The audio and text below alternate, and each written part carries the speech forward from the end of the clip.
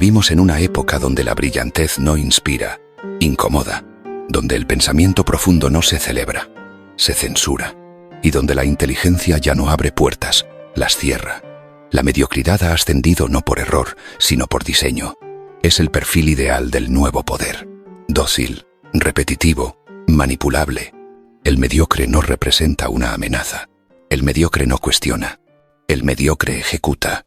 Y eso en un mundo que teme al pensamiento crítico es una virtud estratégica. Pero no se trata solo de política. Míralo en tu entorno, en tu trabajo, en la televisión, en quienes lideran debates, empresas, narrativas. ¿Notas un patrón? No es que falten personas brillantes. Es que esas personas son percibidas como una incomodidad, porque la lucidez exige profundidad, y la profundidad incomoda al que solo quiere flotar en la superficie. Maquiavelo lo sabía. Él no escribía para almas sensibles ni idealistas de salón. Escribía para sobrevivientes en un mundo brutal. Para él, el poder no era una cuestión de virtud, sino de eficacia. No importa si el líder es sabio, compasivo o ético. Lo que importa es que sea útil para sostener el orden. Y en ese tablero, el mediocre tiene una ventaja. No amenaza el statu quo, lo refuerza. No porque tenga visión, sino porque carece de ella. El sistema no premia la verdad, premia la funcionalidad. No busca líderes que transformen, sino figuras que obedezcan.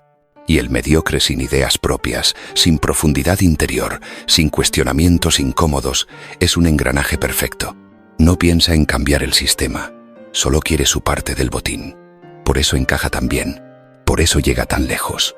Pero, ¿cómo se naturalizó este ascenso? A través de una lenta, casi imperceptible domesticación colectiva. Desde niños se nos enseña a memorizar, no a pensar, a repetir, no a cuestionar, a obedecer, no a explorar. Y así, la lucidez se convierte en un defecto. El niño curioso es problemático. El adolescente crítico es rebelde. El adulto que no encaja es difícil de tratar. Y al final, el sistema premia a quienes aprenden a no pensar demasiado. Porque pensar duele, pensar separa, pensar te saca del rebaño. Y eso es peligroso. Por eso los puestos de poder muchas veces no los ocupan los más sabios, sino los más cómodos, los más maleables, los que no ven demasiado, porque el que ve demasiado, cuestiona, y el que cuestiona, estorba. El mediocre, en cambio, se adapta, no porque sea hábil, sino porque no tiene nada que defender. Su falta de profundidad lo vuelve manejable, su inseguridad lo hace dependiente del sistema, y su ego inflado pero hueco lo empuja a buscar validación externa constantemente. Es el líder perfecto para un mundo que no quiere ser liderado, sino controlado. Pero esto no es nuevo. Es un patrón antiguo, cíclico, que Maquiavelo ya había observado. Él entendió que el poder rara vez está en manos del más lúcido. El lúcido ve el juego, y al verlo, muchas veces decide no jugar, o juega mal, porque no puede mentirse lo suficiente. El mediocre, en cambio, no ve el juego, pero sigue las reglas sin dudar. Y esa es su ventaja. No se paraliza pensando, solo actúa, aunque no entienda por qué. Por eso, cuando miras alrededor y te preguntas por qué tantos incompetentes están al mando, la respuesta no es, algo está fallando. Es peor, todo está funcionando exactamente como fue diseñado. El mediocre es fácil de predecir, fácil de manipular, fácil de reemplazar. Y esa previsibilidad es oro puro para quienes manejan los hilos desde las sombras. Porque lo que más teme el sistema no es el fracaso, es la conciencia. Así que si alguna vez sentiste que no encajas, que pensar te aísla, que tu lucidez es más castigo que don, no estás solo. Es el precio de ver lo que otros prefieren ignorar. Es el costo de no ser un peón. Y aunque eso te mantenga lejos del poder tradicional, te deja algo más valioso. La lucidez para no ser parte del juego, o para jugarlo a tu manera. Cuando la mayoría piensa en Maquiavelo, lo confunde con un cínico sin alma, un promotor de la traición y la manipulación. Pero esa imagen es un error. Maquiavelo no era un moralista, pero tampoco un villano. Era un observador implacable del poder, un hombre que entendió que el mundo no se mueve por ideales, sino por intereses, y que, en el juego real de la política, la virtud muchas veces estorba.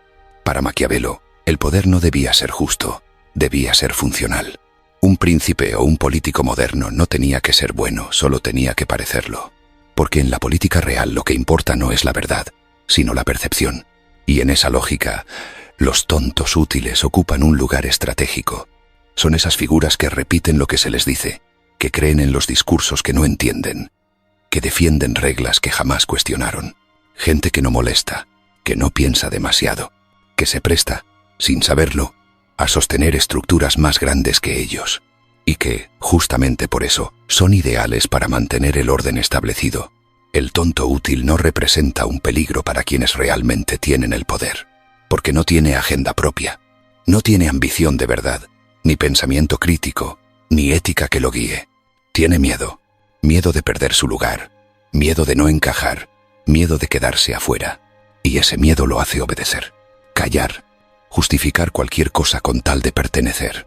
Maquiavelo sabía que esos personajes eran herramientas valiosas, eran fácilmente manipulables, reemplazables, silenciosos, y mientras fueran útiles se les podía dar poder, un poder falso, superficial, decorativo, pero suficiente para mantenerlos en su lugar y distraer a los demás, porque hay algo más siniestro aún. Cuando el poder se llena de mediocres, la gente se acostumbra a esperar poco, el nivel de exigencia baja, el debate público se empobrece, la corrupción se normaliza, y todo eso beneficia a los verdaderos estrategas del poder, aquellos que no dan la cara, pero deciden el rumbo. Maquiavelo no estaba celebrando este sistema, lo estaba describiendo, porque entendía que, para sobrevivir en ese mundo, había que conocer sus reglas reales. No las reglas ideales que te enseñan en los libros, sino las sucias, las crudas, las que operan debajo de la superficie. Y entre esas reglas hay una fundamental. El poder prefiere la obediencia a la inteligencia, porque el inteligente cuestiona, y el que cuestiona se vuelve incómodo. En cambio, el obediente ejecuta sin ruido, y mientras más vacío esté por dentro, más útil resulta para llenar el molde que se le imponga. Esta lógica no ha cambiado, solo se ha vuelto más sofisticada. Hoy no se necesita un tirano para controlar. Basta con crear un sistema donde los ambiciosos sin pensamiento asciendan, y los lúcidos sean marginados por conflictivos, intensos o poco estratégicos.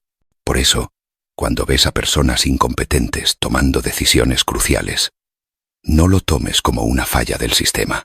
Es el sistema funcionando con precisión quirúrgica. Y ahí es donde Maquiavelo cobra relevancia hoy más que nunca. No para que te conviertas en un manipulador, sino para que no seas manipulado. Para que entiendas que no basta con ser bueno o tener razón. Que el mundo no premia necesariamente la verdad, sino la utilidad. Y que si no ves ese juego, terminarás siendo una pieza más en el tablero, creyendo que jugabas, cuando solo te estaban moviendo. Aunque parezca contradictorio, ser demasiado inteligente puede jugar en contra cuando se trata de liderazgo y poder. No porque la inteligencia no sea valiosa, sino porque el mundo no siempre está preparado para ella. Estudios recientes han demostrado que a partir de un coeficiente intelectual de 120, la capacidad de liderazgo puede comenzar a verse afectada. ¿Por qué? Porque la conexión con los demás se vuelve más difícil. El problema no es la inteligencia en sí, sino la distancia que genera. Cuanto más ves, más entiendes. Y cuanto más entiendes, más difícil se vuelve simplificar. Más difícil es callar ante lo absurdo. Más difícil es seguir fingiendo que todo está bien. El inteligente se complica, cuestiona, incomoda. No porque quiera sabotear el sistema, sino porque no puede evitar ver las fisuras. Mientras tanto, el entorno premia lo contrario. La claridad simplista, el mensaje directo, la confianza sin matices. Y eso, curiosamente, lo dominan mejor los que no tienen tanto que pensar. Los que no ven las ramificaciones de cada decisión. Los que no sienten el peso de cada palabra. El exceso de lucidez se vuelve una barrera, porque cuando ves todo el mapa, es difícil mover una ficha sin pensar en el caos que puede venir después. Y aquí aparece otra dimensión aún más incómoda. La mayoría no quiere líderes que los reten. Quiere líderes que los confirmen, que les digan lo que ya creen, que validen sus prejuicios, que simplifiquen sus dudas. Y el inteligente, con su tendencia natural a la complejidad, fracasa en esa tarea. No porque no pueda liderar, sino porque no puede complacer. Esto no significa que la inteligencia deba reprimirse, pero sí explica por qué tantos pensadores brillantes terminan marginados del poder, porque se convierten en espejos incómodos, porque su presencia exige profundidad en un mundo que adora lo superficial, porque no saben vender certezas que no tienen, y porque intuyen que el precio del poder en muchos casos es la traición a uno mismo. Maquiavelo, si viviera hoy, no se sorprendería. Entendería que el exceso de inteligencia puede hacerte ver como distante, elitista, incluso amenazante. No porque lo seas, sino porque simplemente no encajas en el molde del líder carismático que dice lo que todos quieren oír. Y ese molde, más que nunca, es el que domina la política moderna. Así que sí, ser brillante puede dejarte afuera. No por falta de capacidad, sino por exceso de claridad. Porque el mundo, cuando está demasiado dormido, rechaza a quien lo quiere despertar. Y al final, muchos líderes mediocres ascienden no porque sean excepcionales, sino porque son perfectamente comunes. Existe un fenómeno psicológico tan sutil como devastador, y se llama efecto Dunning-Kruger. En palabras simples, las personas menos capacitadas son, a menudo, las más seguras de sí mismas, mientras que los verdaderos expertos, por conocer la complejidad real de las cosas, tienden a dudar, a cuestionar, a matizar. Y en un mundo que valora la seguridad por encima de la profundidad, eso tiene consecuencias brutales. El ignorante no duda porque no sabe lo suficiente como para darse cuenta de todo lo que no sabe. Y esa ignorancia blindada por la inconsciencia se convierte en una especie de armadura. El mediocre se lanza con entusiasmo, con frases simples, con verdades a medias dichas, con voz firme. Y el público, hambriento de certezas, lo sigue. El experto, en cambio, avanza con cuidado, no porque sea débil, sino porque entiende el peso de cada palabra, porque ha visto suficientes errores como para saber que la arrogancia suele ser el primer paso hacia el desastre. Pero en el escenario del poder, donde gana quien grita más fuerte, quien se muestra más seguro, esa prudencia se interpreta como debilidad. El resultado, muchos de los que terminan liderando son justamente los menos preparados, no por conspiración, sino por dinámica social, porque la política, y no solo la política, también las empresas, los medios, la cultura tiende a recompensar la confianza antes que la competencia. Y el efecto Dunning-Kruger es la fábrica silenciosa de líderes que no deberían estar allí. Maquiavelo, con su mirada cruda, lo habría entendido perfectamente. Él no hablaba de ética, hablaba de eficacia. Y en términos de eficacia política, la falsa seguridad es una herramienta muy poderosa. ¿Para qué elegir al sabio, si el tonto habla con más convicción? ¿Para qué escuchar a quien duda, si hay otro que promete soluciones mágicas con una sonrisa? El drama de este fenómeno no es solo que los más tontos lleguen al poder, es que, una vez allí, crean sistemas que los perpetúan, rodean sus cargos con aduladores, descartan a los pensadores críticos, desprecian la duda como si fuera una amenaza. Y así, el círculo se cierra, el ignorante que manda, elimina todo lo que pueda hacerle notar su ignorancia. Pero hay algo más perverso. Cuando un líder ignorante se vuelve modelo de éxito, muchos comienzan a imitarlo. El oportunista aprende que es mejor fingir seguridad que estudiar. El ambicioso aprende que es mejor actuar que pensar. Y la mediocridad se vuelve contagiosa. No porque sea brillante, sino porque es rentable. El efecto Dunning-Kruger no solo explica el ascenso de los incapaces, explica también por qué las sociedades, poco a poco, dejan de valorar la sabiduría. Porque cuando se normaliza que el que grita más fuerte tiene la razón, el que piensa en silencio se vuelve invisible. Y así, sin darnos cuenta, pasamos de buscar líderes con visión a elegir figuras que solo saben repetir lo que queremos oír. En este contexto, resistir significa no dejarse engañar por el volumen de la voz, ni por la postura de seguridad. Significa aprender a distinguir entre el que sabe y el que solo actúa como si supiera. Y eso, aunque parezca mínimo, es un acto de rebelión. En los pasillos del poder, la inteligencia genuina no siempre es bienvenida. Puede sonar contradictorio, pero no lo es. Porque pensar demasiado, ver demasiado, dudar demasiado, incomoda. La lucidez molesta, y en muchos casos, es vista como una amenaza que debe ser silenciada. El verdadero pensador no es fácil de controlar. No repite discursos, los cuestiona. No sigue órdenes sin antes analizarlas. No se vende rápido. Y eso, en un entorno donde se prioriza la obediencia disfrazada de lealtad. Es inaceptable.